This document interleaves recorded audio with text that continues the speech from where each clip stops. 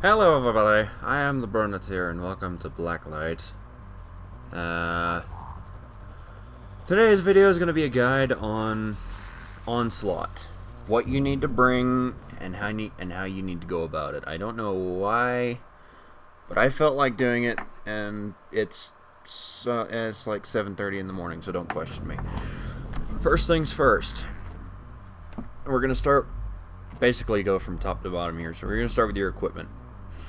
Whether or not you want to be a high health build or a speed build is up to you. Arguably a speed build is more effective. However, you sacrifice your gear slots in order to do that.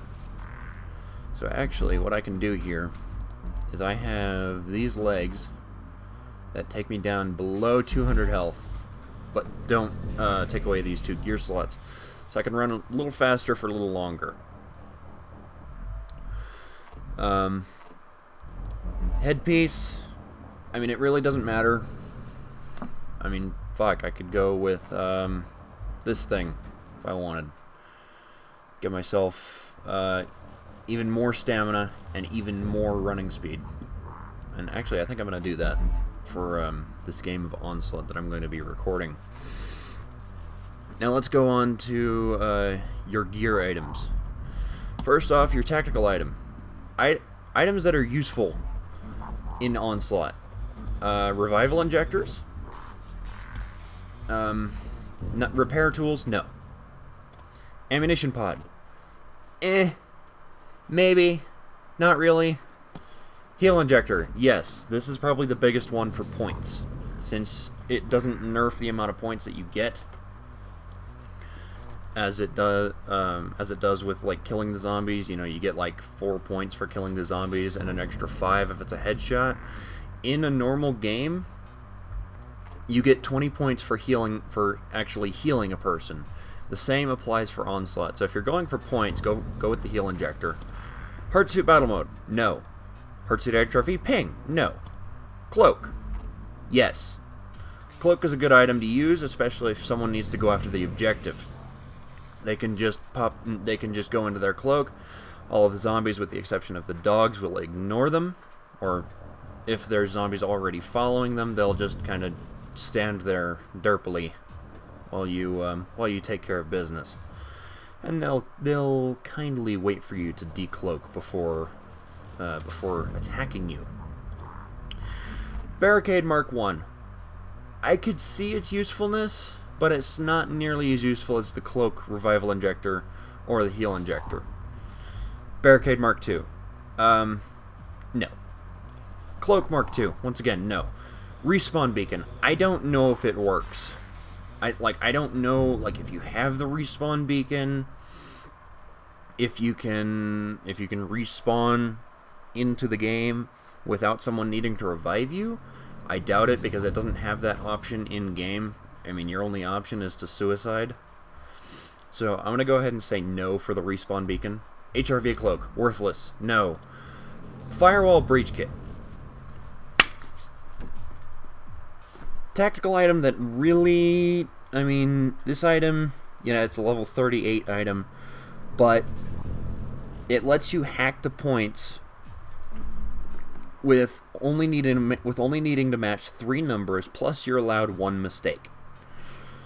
So if you're quick, with hacking, the firewall breach kit can effectively be one of the 4 tactical items that I would recommend for Onslaught.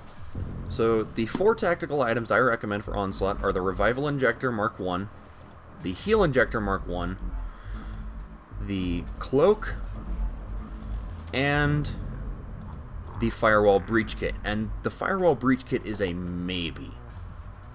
In all honesty, I'd rather stick with the Heal Injector. Heal Injector or Cloak, since that's all I've got.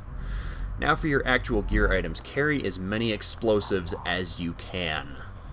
I have Tomahawk, I have a high explosive, I have a frag grenade, and I have a prox mine. And of course, that's the gear items I've been using lately.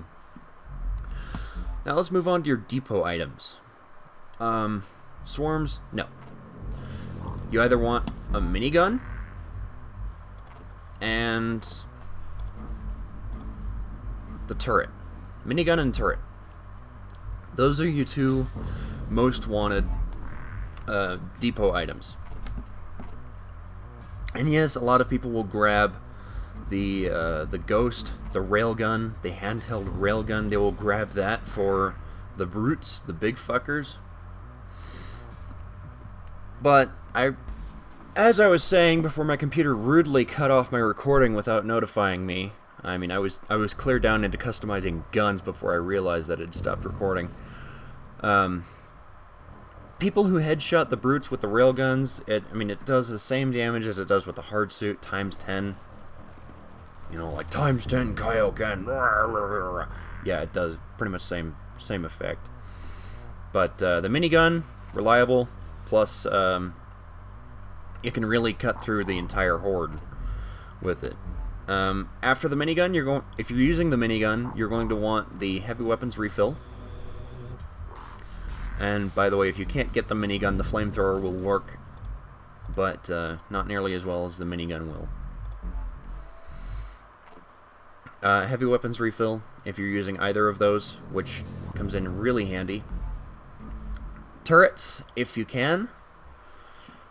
I mean, the things are level 16, and they give you 8 points per kill that they get, and they have infinite ammo. They never need to reload. I mean, seriously. But if at all possible, you want to get the drone, the MK1 assault bot. So now let's go into the guns. Okay, good. I did cover everything there. I thought I may have skipped the gear. Let's go into the actual guns. You see here I have a 70-round assault rifle set up with 50 damage and low spread, low recoil, but still maintaining 50 damage without a damage tag, I might add. Receivers to use for Onslaught, and I'm going to go through. I'm just going to say yes or no on this, and maybe depending on certain situations. Assault rifle, yes, if you're level 30 and you have the double drum magazine. Bolt action, fuck no. Combat rifle, fuck no. Burst fire rifle, no, unless you're not level 30 and you have extended mags for this, but you don't have the extended mags for assault rifle. In which case, you're dumb. I'm just being honest. SMG works as a replacement. If you, I mean, it could work because of its nice firing speed, but I recommend against it because it has 10 less damage. LMG, this thing is your friend if you don't have anything else.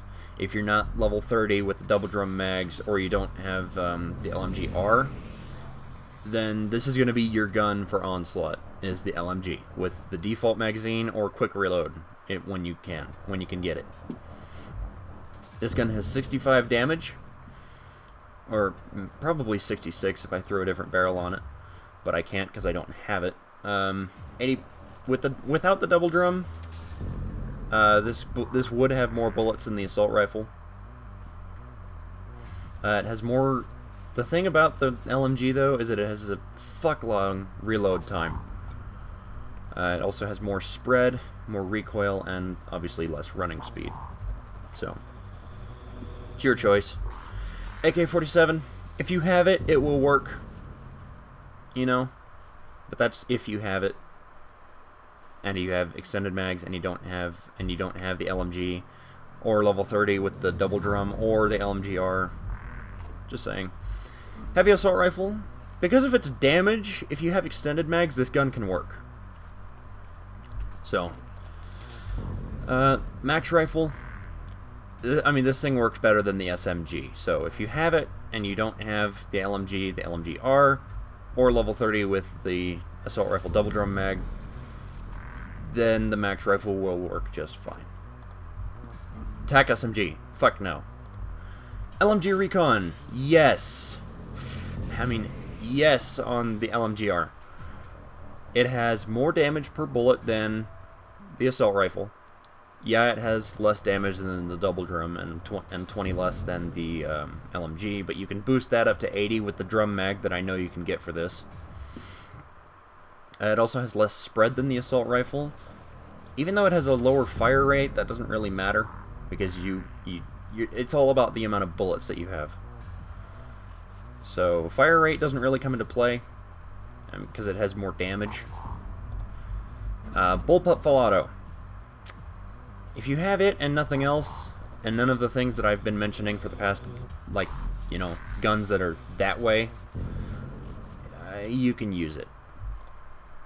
Burst fire SMG, fuck no. AMR. If you use this gun in Onslaught, I will come to your house and slap you. Just saying.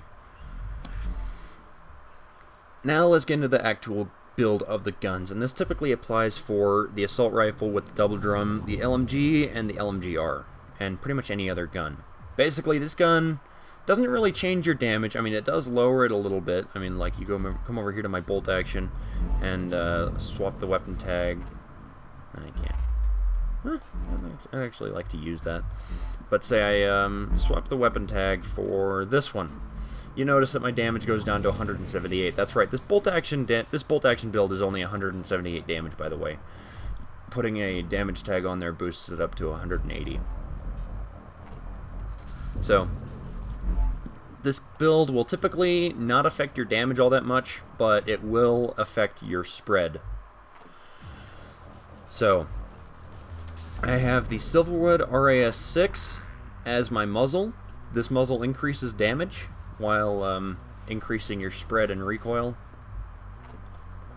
I mean, I guess that would work, but that increases my recoil. That decreases all of them. That just decreases my recoil, and then that's the stock. So this muzzle increases damage by 1 compared to the stock muzzle. The barrel. This barrel typically reduces damage by a little bit, while improving your spread and your recoil, as opposed to this, which, you know, spread's not as good. Yeah, it has more range, but fuck their range. This, if you want damage, by all means, go for this barrel. And again, it's all about personal preference. If you want damage, this barrel will work, this barrel will work, this barrel will work, this barrel will work, and, you know, you get the point. That barrel will work, that one will work, that one will work, that one will work, that one will work. Most of these barrels will work, and it's all based on personal preference. So, but I have my personal preference right here, which is the Frontier Jurisdiction IL-4. It's a level 36 barrel. Magazine, you want to give yourself as many bullets as possible. So, extended mags, or in the case of the assault rifle, 70 round double drum mag, or the Vulcan DRM 02X AR, which is the double drum mag. With the LMG, you're going to want quick reload magazines. With the LMGR, you're going to want that 80 round drum mag. So that's your magazines. Scopes, if you're level 31, or you feel like using some Zen, the Armcom Vatic IR, which is an infrared scope. It's the second one from the last, you know, compared to the 4x infrared scope. If you're not level 31 and you don't feel like spending Zen, the scope that you see me using on my bolt action is a level 4 scope. It works just fine. The Silverwood Cons Elotech scope, which is a level 12 scope, also works just fine. So that's that. Let's get now for the stocks. You want to have as low damage of or not low damage. You want to have as low spread, and you want to have like the best. You want to have the best stock for recoil and spread. Scope end time, running time, fuck that. I mean, yeah, this helps your spread, but it also, you know, fucks up your. God damn it! It also fucks up your running speed, your range, and your scope end time. What the fuck? 0.39 to 0.39? Right, game. But I prefer my guns to have as little spread on them as possible. I can manage the recoil. So, the stock that I have compared to the stock, it actually, wait, spread on aim. Okay, so it helps my spread, while, you know, negatively affecting my move spread, but whatever. Slightly slows down my recoil time, increases my range, and helps my running speed. And the stock that I have is the Vulcan ACP-3 Collapsible, which is level 28 stock. If you don't want that stock, I know of another one that works really well. It's this one right here, the Red Sand S14 Stabilized. Does practically the same job while lowering your recoil by more. So basically, this thing is another version of this thing. And actually, I think that other stock has less spread than this one. So, weapon tag, it's all personal preference. I mean, I go with the daylight tag. Well, fuck. 3 of a kind, slightly increases accuracy. Well, that doesn't do jack shit, doesn't it? I mean, it's all personal preference. I have the daylight tag, which helps my spread as well as my recoil. You see that? Those are the ones that it affects. So, that's that for your primary weapon. Your secondary, I know I have a revolver on right now. Typically, I'd be using a shotgun. So let's actually go over here and look at my shotgun. This is the same build that I'd be using for shotgun. By the way, receivers, secondary receivers for Onslaught. Your secondary doesn't matter as much as it does. Your secondary doesn't matter as much as your primary does. So you could get away with having a light pistol if you're going to get a minigun 3 rounds in. Heavy pistol more so. If you're heavy pistol more so than the light pistol. Burst fire pistol. I mean, as you can get away with all of this stuff. Revolver's pretty fun. Shotgun is probably shotgun and the shotgun ARK are the most reliable secondaries that you can get. And I'm actually going to change my secondary over here to the breech-loaded pistol with the explosive and not the shotgun. By the way, this thing can be a shotgun. Fires a large number of small projectiles as a scatter pattern for... Yeah, it's basically a shotgun. So, but I'm going to leave the explosive on that and go back over to my shotgun. The way you're going to want to customize your shotgun, if you have one, you're going to want the other barrel, you're going to want the other grip that you can get, because it does nothing but help you. I mean, you look at that. Your fire rate goes up by 10, and your recoil is reduced by 2 degrees. So, that's the other grip. The barrel, actually, you're going to want the stock barrel. I mean, because look at that. Those all negatively affect spread. I mean, yeah, this one increases damage by 2. By the way, I think this is damage per pellet, and I think it fires 10 pellets. So.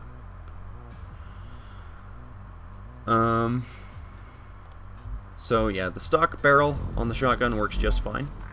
Drum mag at level 30. So if you have this, you should have the assault rifle. If not the drum mag, then get a actual magazine. You know, quick reload, light. It doesn't matter. Extended if you extended. I recommend extended. I can't fucking talk. And then the drum mag if you can get it. Because having 30 shot, having 16 shotgun shells is a nice thing. Scope, don't really use my scope with shotgun, but I have the same scope on my assault rifle. And the same stock as well.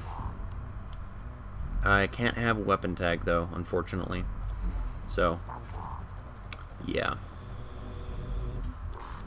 So, starting off here with the first round, you see me throw my proximity mine down here at the top of the stairs. That's typically what you want to do if you have a proximity mine, or a stun mine, or whatever you have in that other gear slot. So I'm kind of just messing around with, you know, doing my airplane thing, taunting and spinning around in circles, but notice that I bring my tomahawk gear out. I'm waiting for these zombies to come out of this manhole right here, as he does right there, and chop, chop, chop. I'm the warlord. Oh well. You guys can just deal with it. And look, all the zombies are spawning over there. Now, I'm breaking probably one of the biggest rules of long-range combat with the assault rifle, is don't spam your bullets. If you're guaranteed to hit something, then yes, you can spam your bullets. So, this is just the first wave. It takes maybe a minute at most. And this is a pub group. So I bring out my heal injector here. And again, the only reason for heal injector, other than being, hey, I'm a good teammate, you want points. The heal injector gives you 20 points as well as 20 CP per successful heal. So, round 2 is nothing special other than we see the dogs for the first time and they come to bite your ass. Starting round 3, we start seeing guns for the first time, typically starting with your basic assault rifle and shotgun. By the way, quick helpful hint, shotguns tend to be dumb as shit. Also starting with round 3 comes a new strategy that, you know, takes place from here on out, which is target prioritization. You always want to target guns over the regular zombies. Always. After the end of round 3, you should be able to afford the minigun if you happen to have it. Also, at the beginning of round 4, we see the first brute, which you can apply your newly purchased minigun to shoot the hell out of him. Other than that, not much else changes from the past 3 rounds. Just another example of shotguns being done as all shit. Start of round 5, we see a new enemy, codename Burning Man. On my list of priority targets, this fits in with the regular old minions that we see starting at round 1, aka very low priority.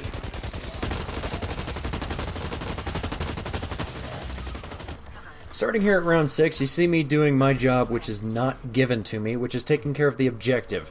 The objective always goes to the person who ever has cloak, and unfortunately, no, not one of the people on my pubbing group had cloak, so I had to go take care of it myself. Also, starting at round 6, we see flamethrowers, which at this point become highest priority. Kill them first, always. Start of round 7, the idiot teammate summons a hardsuit with not 1 but 2 types of enemies that can kill you outside of your hardsuit and basically make it so that you cannot be revived by your teammates. Also with round 7 showing up, no new enemies. That's not until round 8, but we do have the appearance of another brute, which if you have a minigun, which you should have gotten a heavy weapons reload for, you should be able to dispatch it with no problem. Another example of shotguns being dumb as all shit. To make up for the lack of introducing a new enemy for the last round, we see 2 new enemies this round. That being the Barricade Mark II, I forget the name of the organization that these fuckers are from, but we see some guys carrying Barricade Mark IIs. Along with that, we also see Stingers, so the guy in the hard suit is pretty screwed right at this point. On my book, the priority list, Stingers go just below Flamethrowers, and Barricades go just below Stingers. So, there you have it. That's my priority list so far. Another note worthy of mention, if one of your teammates summons a fucking hard suit and it becomes useless and they somehow manage to escape, destroy it. It's free 200 points and 200 CP. So, just keep that in mind. Semi-final wave, Wave 9, holds nothing different from Wave 8 other than it has a lot more stingers, so be aware. This could be interpreted as a quiet before the storm kind of effect. Except nothing is really quiet now, is it? Wave 10, the final wave. This wave contains 2, not 1, but 2 brutes. One practically right after the other one. If you have someone with a minigun, by the time they get finished with the first one, the second one's probably going to respawn, if it hasn't already. The basic strategy, this wave has practically about double the intensity of Wave 9, not to mention the 2 brutes. you know, that's not including the 2 brutes. And by the way, this is something that tends to happen with me whenever I go pubbing in Onslaught. My entire team dies and I have to go into hero mode just to win it. Which is no problem by me, because then I can do shit like this.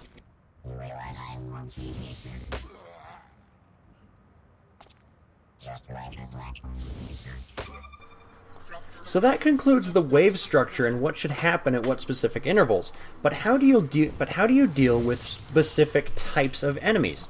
Well, your typical zombie, just shoot in the head a couple of times and he'll keel over while his head explodes. Same goes for the barricade version, which actually has less hit points than the zombie. Dogs, I find crouching helps a lot when shooting these little bastards, since you're putting yourself on the same height level that they are. This makes headshotting them when they're coming for you a lot easier when you're not having to constantly aim down as they're moving towards you. Guns, try and stay at a distance and pick their heads off.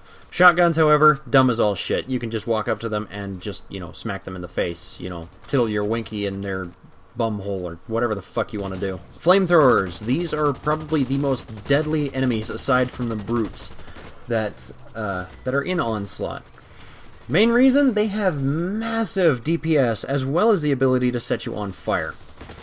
That doesn't even go for saying with the Burning Man enemy, which is pretty much just a hyped up zombie that has a lot more hit points and burns you as it gets close. As for the stingers, again, keep your distance and strafe, and you will avoid the majority of the rockets that they fire at you. They will not fire if you're right in their face, which makes them a very easy kill. Barricade Mark II, on the other hand, is a little bit more difficult since, you know, they have not only the hit points of both the flamethrowers and the stingers, but they have Barricade Mark IIs. That's their biggest thing. However, they can't place it down like you would see a typical Barricade Mark II. Same strategy works here as with the zombie barricades. You know, smack them with your gun, they'll fall over, and you can shoot them a few times, but the thing is you'll have to repeat that process a few times.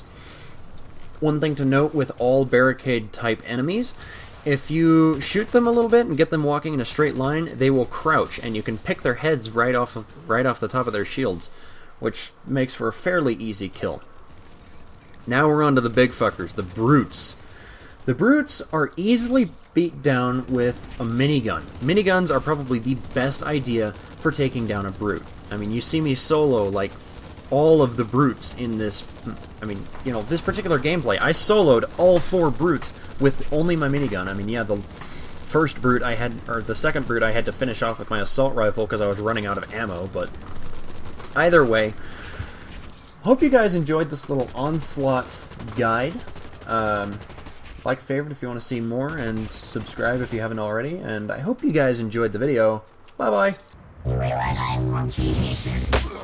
Killed me. Lemon could have killed me about 5 times. By now. Oh, it's... Wait. Something's bad. Something's bad. Wait. What? What just happened? Okay, so... Lemon? Question mark? Lemon? No, don't look at me, man. That wasn't me. He died, and you were right there.